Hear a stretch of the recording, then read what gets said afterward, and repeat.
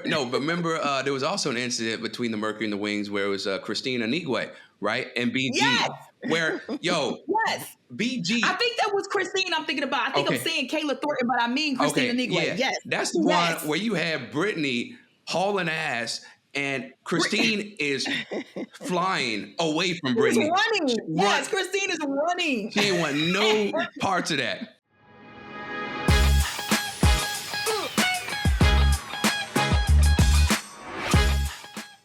There are so many other storylines that are happening and that are going on. And I also just really quickly want to address something, because there are a lot of people who swear they know what happens in media and have never, ever, ever worked in media. Okay.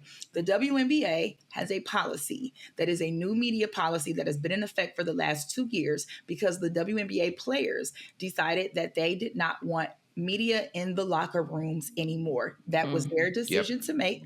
And because they made that decision, the Players Association then agreed with the WNBA that the way that they would handle that is that now, if media members requested to speak with a player in the third or fourth quarter before the end of the game, whether they were on the podium or not, if only one media member makes that request, those players have to make themselves available. What people don't understand is that reporters write stories on all types of things. It's not always based on the game. It's not always based on game performance. Right. Sometimes people need backup, second piece comments or something to support a story. So they may want to ask a person a question that has nothing to do with the game. It does not matter that that person was or was not on a podium. It doesn't matter that they were or were not the top performer. What matters is if a journalist or a media member makes the proper request in the proper amount of time, then the WNBA player has the obligation to speak with that media member. You may not want to. It might be a stupid question that you feel, but that is the rule. All WNBA players know it because the Players Association agreed to it. So Angel being fined $1,000, while it may be chump change, because we know sis is balling, right. Don't nobody want to just give up their bread. I don't care how much money you make. I make enough money to where $20 is $20, but I ain't trying to get nobody $20. Correct.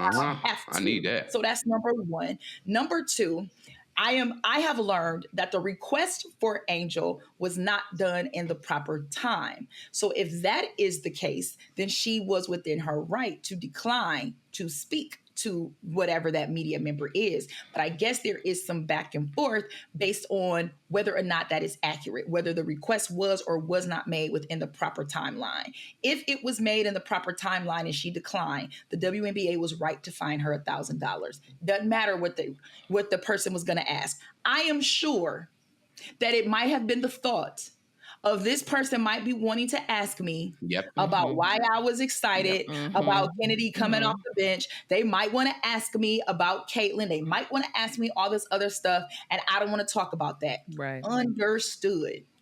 How you handle that, baby girl, is when the question is asked, I refuse to comment. Right. I have no comment. I decline to answer. I decline to respond. Don't decline to show up. Don't decline to show up. So I just wanted to make sure that that's clear. I don't want anybody to be out here talking trash about this woman saying, oh, you didn't show, ain't nobody. I don't know what people requested or didn't request it. I just want y'all to be aware of the rules so that if you're going to engage in conversation, you engage intelligently in the conversation with full insight. I loved you. I loved your commentary on what you were saying about Angel not showing up. And I was just saying, again, as a professional, you have to do your job. And I think that can be understood and said across the board.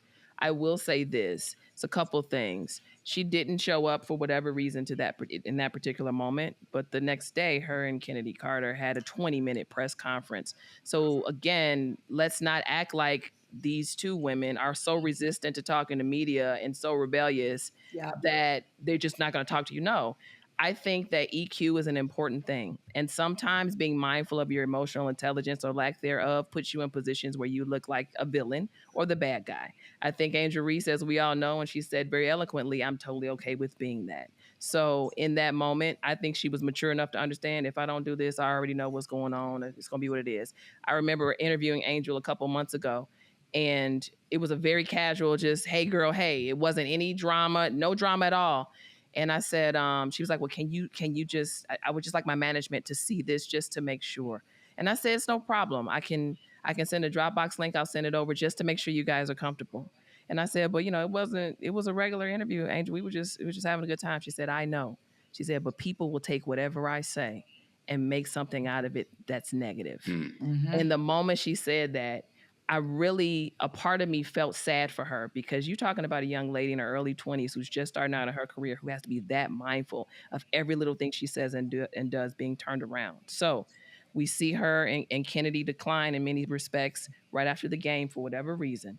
Not saying it's right, but for whatever reason. But the next day they both showed up and got berated with the same question, asked 25 different ways for 20 minutes, and did it both with a smile on their faces. And did. So I just want to continue to bring perspective into play, because I am personally sick and tired of Black women in particular being painted as assailants, villains, they're demonized, bad behavior, rebellious.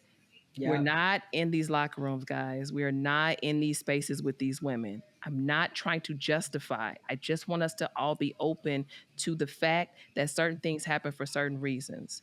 So I applaud them for standing their ground for 20 minutes and being asked the same question over and over again and taking it with a smile.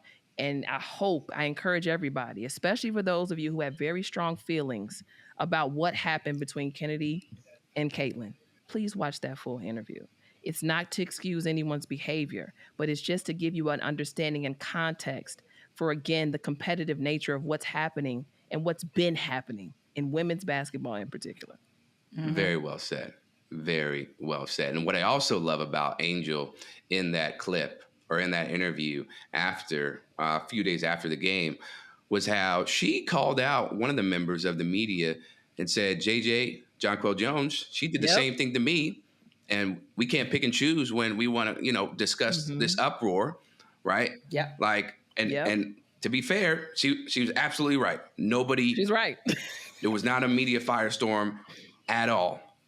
And so to your point about, emotional intelligence, it's clear how smart and mature Angel is, even at such a young age. And that really speaks to, I guess the job that her mom has done and the way she's carried herself, because that's not easy, especially given the fact about how there are so many people who villainize her, hypersexualize her, death threats.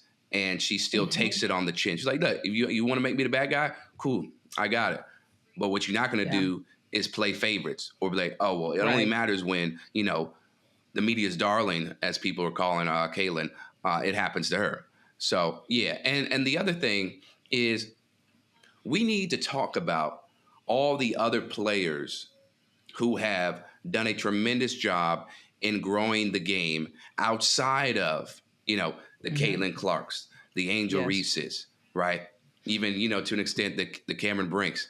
Because we talk about Breanna Stewart, Asia Wilson, Diana Taurasi, Skylar Diggins-Smith. People do not give her enough flowers. And the list goes on, right? We could talk about, Christy Tolliver, so many other players that have DeWanna Bonner, right? Alyssa Thomas, Arike had one of the greatest college runs ever, right? Back-to-back buzzer beaters in the Final Four. Yeah.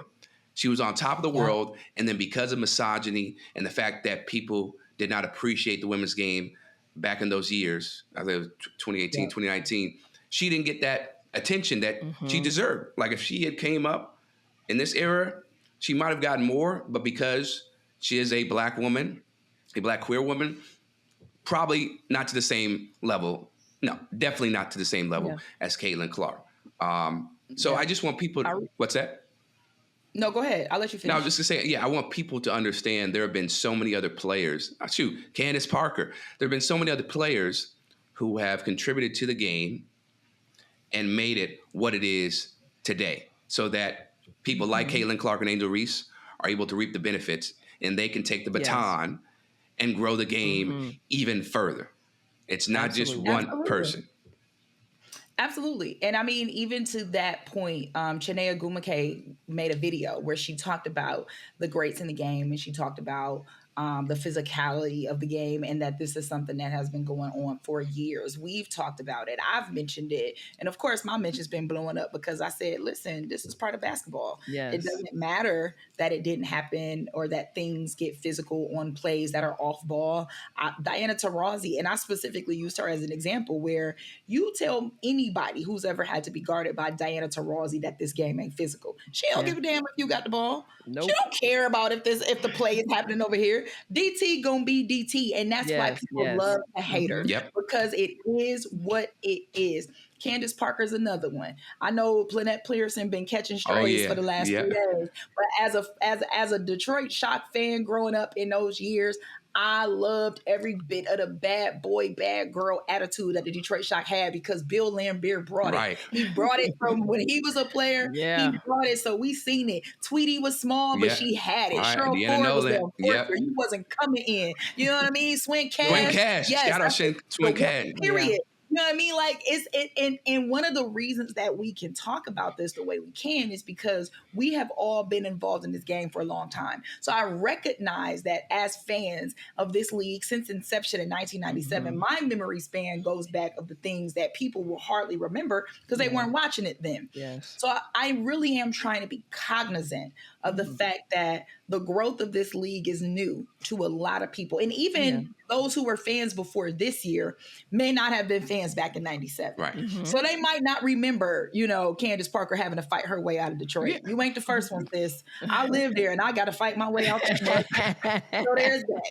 But I'm just like, there are just those who might not remember that just, 6 years ago, BG and Kayla Thornton, when she was playing for Dallas, you ever seen BG get ready to throw blows? BG was ready to throw blows. And I was like, y'all really pissed her off if BG didn't fight you. Remember there was also an incident between the Mercury and the Wings where it was Christina Nigwe, right? And BG, where, BG. I think that was Christine I'm thinking about. I think I'm saying Kayla Thornton, but I mean Christina Nigwe. Yes. That's the one where you have Brittany hauling ass and Christine is flying away from Brittany. Running. Yes, Christine is running. She didn't want no parts of that. And I understand.